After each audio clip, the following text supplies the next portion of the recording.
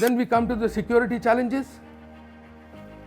To understand what are the security challenges, we must be able to understand what is India's core national interest.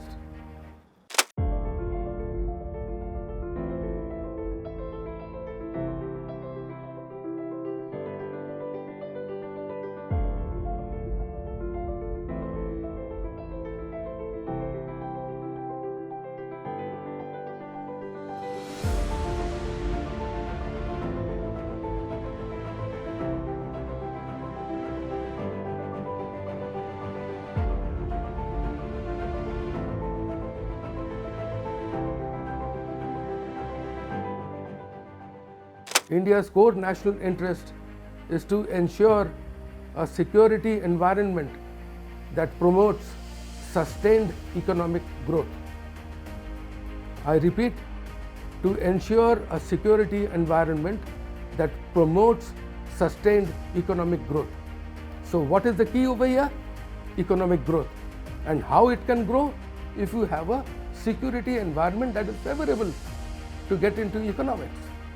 So what are the current day challenges that affect our core national interest? First is the dangerous neighborhood that we live in. Pakistan, China, Myanmar. Of late, Bangladesh is friendly. So all these areas, India and Bangladesh have moved far ahead. Others have been left behind.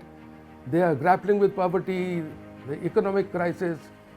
There is a belligerent China which doesn't want India to rise. So this is a security challenge for India. Then is the unsettled boundary dispute with China.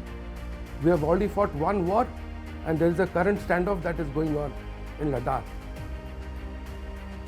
Now, China also claims whole of Arunachal Pradesh. Okay, this is going to be a destabilizing factor in the region and it will divert India's attention from economic growth. Again, related to China is the huge trade deficit. It impacts on our security. Then the major aspect not only being faced not only by India but by other big powers is that freedom of navigation in the high seas, as enunciated in the United Nations laws of the seas. China, with its belligerent attitude in South China Sea, in the Philippine Sea, is denying freedom of movement in these waters. As you know, 60% of the world's trade passes through this region. So freedom of navigation is paramount to India's security as well as economic growth. Next point that has a direct bearing on India's security is Afghanistan. With the pullout of US and NATO troops, the precarious condition in Afghanistan exists. Today there is factional fighting with Pakistan. I only wish that this factional fighting doesn't end and then they focus their attention on India. India has been fighting insurgency ever since independence.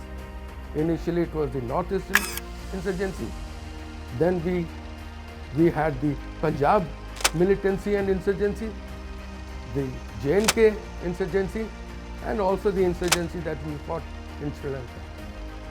Now, insurgency combined with left-wing extremism, that is the Naxalite movement, poses a grave threat to India's internal and external security.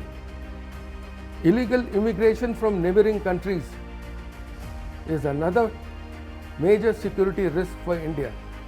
It destabilizes the demography of the region of the Northeast, and illegal migration of immigrants from neighboring countries to other parts of India poses a serious security challenge.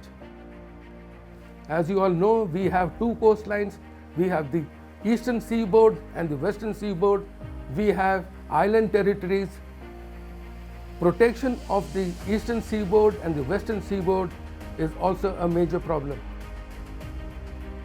With the terrorist attack in Bombay, it was amply proved that the sea is a safe passage for the terrorists to enter the country.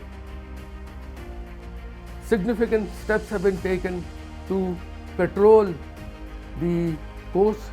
States have their naval police or say maritime police which are patrolling the coast.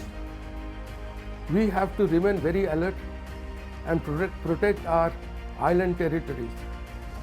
Last but not the least, India is besieged with a large number of challenges and threats which cannot be enumerated in a short time.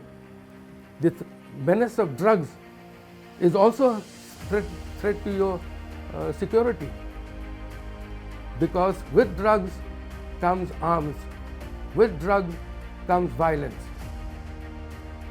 We have to watch out for the drug menace in Punjab. So with that, I conclude my brief introduction to India's ambitions in the world order and the various challenges that face India. Thank you.